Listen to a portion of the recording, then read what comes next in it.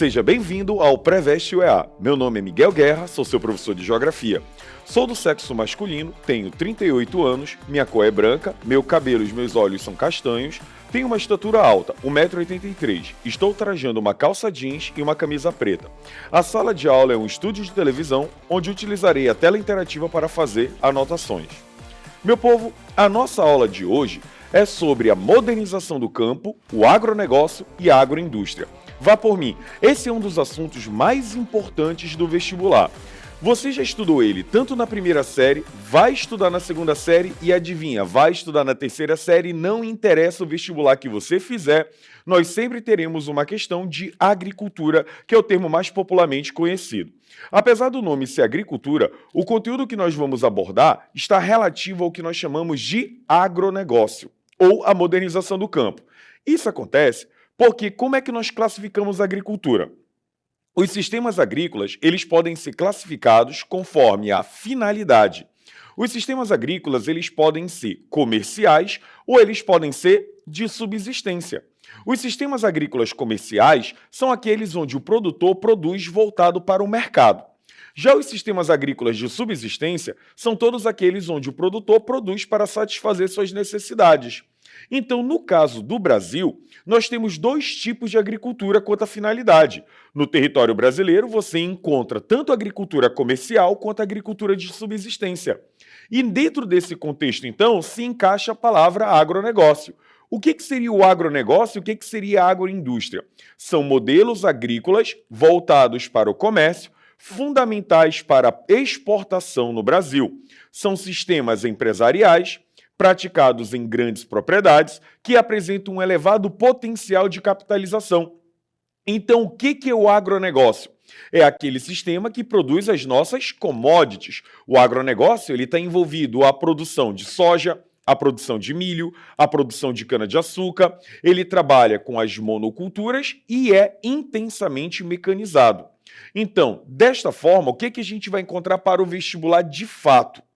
O que o vestibular acaba abarcando em relação ao modelo agrícola do Brasil está relacionado ao conjunto de tecnologias, isso para a segunda série, que acabaram desenvolvendo os sistemas agrícolas. Então, nessa aula, a gente vai abordar como que esse conjunto de tecnologias acabou impactando a produção, a economia e a vida nas comunidades rurais.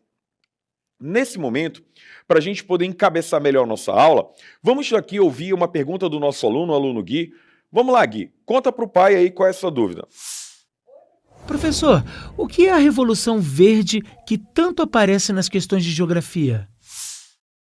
Como eu te disse, o agronegócio é um modelo agrícola capitalizado que envolve grandes empresas, instituições financeiras, tecnologia. Tudo isso. E não é de hoje que o agronegócio se expandiu pelo mundo. Lá nos anos 70, na segunda metade do século XX, nós começamos a inovar em mais um processo de modernização da agricultura. Desde o início do século XX, nós estamos produzindo com auxílio de máquinas agrícolas, colheitadeiras, semeadoras, pulverizadores. Essas máquinas agrícolas aumentaram a intensidade de produção, elevaram a produtividade e, ao mesmo tempo, passaram a contar também com muitos produtos químicos oriundos, né, da engenharia química, como agrotóxicos, que a gente chama de defensivos agrícolas, são sistemas que servem para controle de pragas, adubos químicos, fertilizantes, e tudo isso vai ser envolvido em um pacote tecnológico onde as grandes empresas passam a ter a patente de toda essa tecnologia e todos aqueles que produzem com acesso a este material acabam apresentando elevada produtividade. Então, meu filho, pega a visão. O que é, de fato, a Revolução Verde? É todo o conjunto de técnicas modernas aplicadas à questão da produção agropecuária que passaram a ser introduzidas na segunda metade do século XX, principalmente a partir da engenharia genética, da biotecnologia, da engenharia química, que contribuíram, de fato, para que a produtividade mundial atingisse volumes jamais atingidos anteriormente. Então, nessa concepção, dentro do princípio, quais seriam esses tais avanços tecnológicos? Você tem Aí, a automação e uso de equipamentos avançados, como tratores com GPS, colheitadeiras automatizadas. Você também tem a chamada agricultura de precisão, onde você vai introduzir toda a inovação tecnológica, tanto da terceira quanto da quarta revolução industrial. Você tem o uso da biotecnologia com melhoramento genético, uma vez você se questiona o que são produtos transgênicos. Produtos transgênicos são todos aqueles produtos que são melhorados geneticamente. Mas aí eu te faço uma perguntinha. Por que eu preciso alterar produtos geneticamente? Por que eu preciso levar para um laboratório elementos para que eu possa criar uma plantação? A resposta está na finalidade que nós abordamos no início da aula. Qual é a finalidade da agricultura? É alimentar a população? Não é essa a finalidade. A agricultura comercial é aquela agricultura voltada para o mercado. Então pensa que grandes empresas agrícolas, quando escolhem os produtos que irão cultivar, não escolhem pensando na necessidade da população, e sim naquele produto que está mais valorizado, naquele produto que dá maior retorno econômico para aquele grupo empresarial. Ao olhar para a soja, para o milho, por exemplo, são dois produtos que são utilizados como matéria-prima. O Brasil produz soja, o Brasil produz milho, é voltado para exportação, principalmente para o mercado europeu e o asiático, que importam isso a um baixo custo para transformar em ração. Então você não está produzindo de fato comida propriamente dito, nós produzimos matéria-prima. O Brasil é um grande produtor de algodão. Para que serve o algodão? Para a fabricação de tecidos. O Brasil produz cana-de-açúcar e tu acha que vai usar o quê? A cana para produzir o açúcar do dia a dia apenas? O etanol. A gente produz energia com os biocombustíveis. Então tu começa a perceber que a lógica de mercado vai ser aquela que vai necessitar de bastante investimento, é o que vai atrair os grandes grupos empresariais que acabam utilizando então de recursos para ter acesso à tecnologia para aumentar sua produtividade. Daí eu deixo até uma dica, um questionamento. Qual é a cor da laranja? Ou melhor, qual é a cor da cenoura, Acabei de dar a resposta. A gente sempre pensa na cenoura como uma leguminosa laranja. Mas e se eu te falar que a gente tem cenouras vermelhas, cenouras verdes, cenouras brancas, pretas? Assim como quando eu penso em batata, eu tenho mais de 400 espécies de batata. Aqui no Amazonas, por exemplo, o cará é uma espécie de batata. Então, por que a gente não consegue ver essa grande variedade mais? Por que eu não consigo achar isso no mercado? Porque o melhoramento genético, que vai criar um produto mais resistente, mais bonito, mais vendável, vai fazer com que todos os grandes produtores pratiquem apenas aquele cultivo. Então, dentro do agronegócio, é uma tendência muito grande a monocultura e a especialização da lavoura. A gente tende a sempre produzir um único artigo. Por isso que a gente cada vez menos encontra diversidade de espécies. Então, deste quesito, a gente tem inúmeros impactos que podem ser relacionados à produção agropecuária do agronegócio. A modernização ela vai trazer transformações significativas nas comunidades rurais, como ela vai gerar empregos, mas para mão de obra qualificada, ela gera novas oportunidades de negócios, ela vai produzir cooperativas, ela vai fomentar agroindústrias locais, mas também ela vai gerar problemas. A gente vai ter ali o desemprego estrutural, nós temos as monoculturas, as proliferações de praga, o uso excessivo de agrotóxicos. Então existe um debate muito grande entre a questão da agricultura moderna e também a presença dos problemas, dos impactos ambientais que gerarão nas comunidades e no próprio meio ambiente. Aqui com vocês eu trago a nossa primeira questão da UEA, que demonstra um gráfico. Ele diz assim, analise os gráficos, trabalhadores em estabelecimentos agropecuários. Aí você tem do lado população no setor rural. Ao olhar esse gráfico, você enxerga com o tempo uma diminuição da população no setor rural, o que mostra algo vinculado à modernização da agricultura. É que se eu uso máquinas, eu não tenho emprego. O emprego é para mão de obra qualificada. Aquele trabalhador braçal ele acaba sendo eliminado do processo. Então é muito comum que você tenha questões que relacionem ao chamado desemprego estrutural, que é quando você é substituído por tecnologia. No continuar da questão, você tem a tendência analisada nos gráficos é consequência da reduzida captação de investimentos do agronegócio. Essa alternativa é completamente errada, primeiro porque o agronegócio está vinculado a bancos, a grupos empresariais, ele é altamente capitalizado.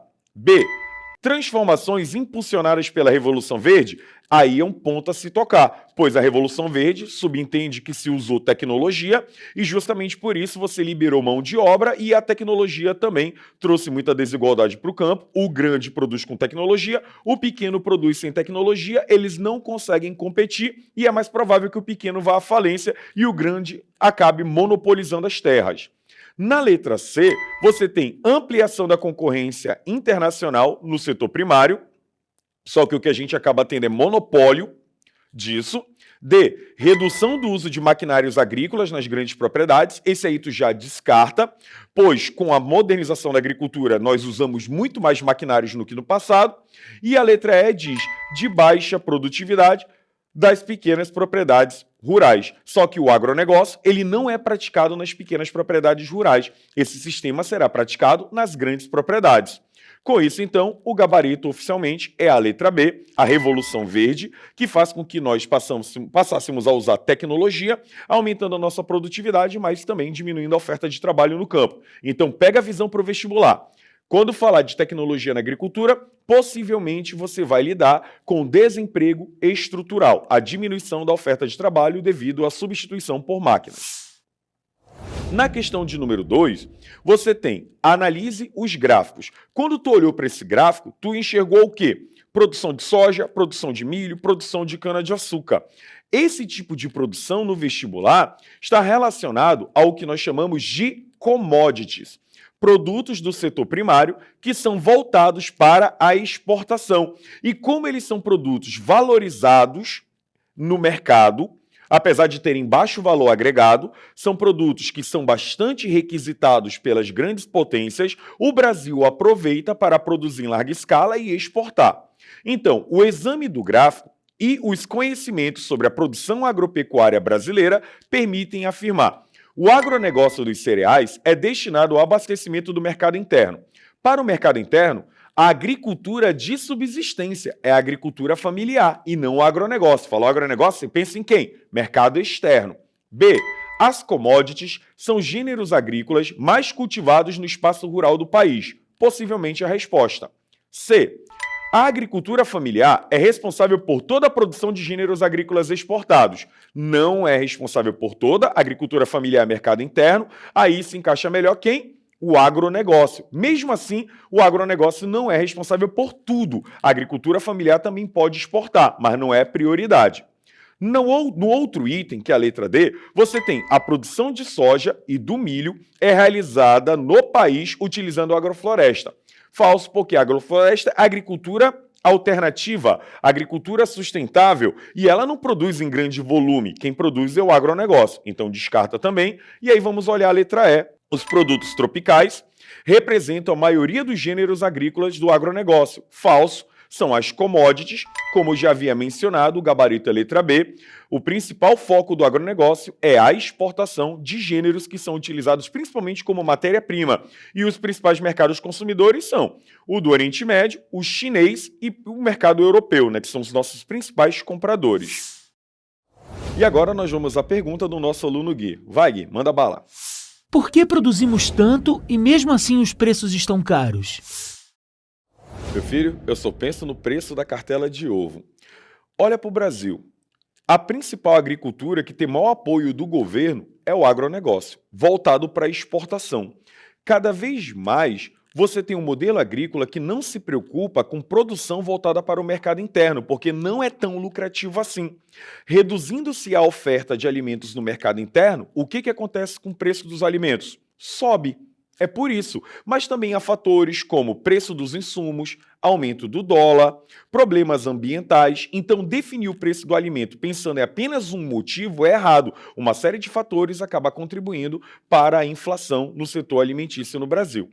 Então, meus alunos, espero que com a aula de hoje você possa ter compreendido de fato qual é o impacto do agronegócio e a sua presença no vestibular. Por isso mesmo, eu convido todos vocês para acompanharem as nossas aulas seguindo o Preveste em todas as nossas redes sociais. Valeu!